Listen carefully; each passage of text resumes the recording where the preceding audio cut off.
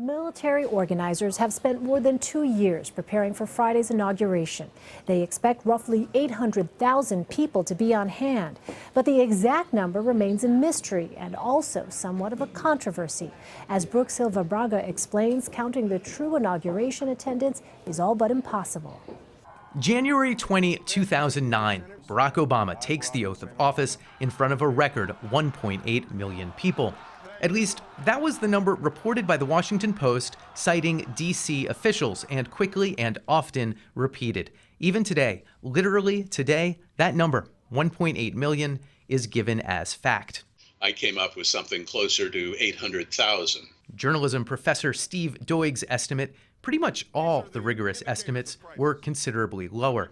The shots from the podium looking out over the crowd, it looked like an unbroken mass of humanity. In reality, if you looked at the satellite imagery, the farther back it went, the crowds tended to be clustered around the jumbotrons. The federal government never gave an official number. The National Park Service has been barred from estimating crowds ever since they said just 400,000 people showed up to the Million Man March. Organizers threatened to sue.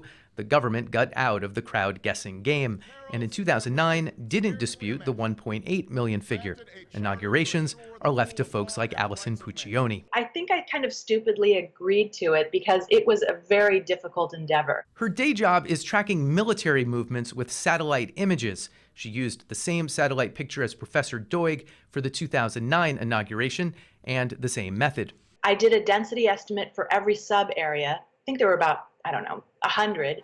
And I did a mathematical equation. The area versus the density estimate equals the number of people. But density is an ultimately unknowable variable. Puccioni believed the crowd was denser than Doig, and that gave her a much higher estimate, 1.5 million.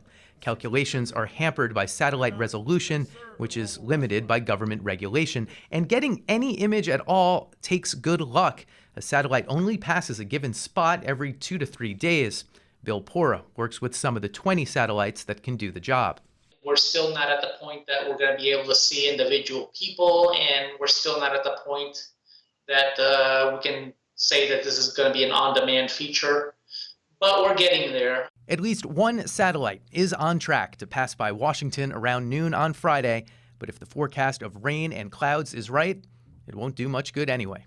Brook Silva-Braga for Red and Blue.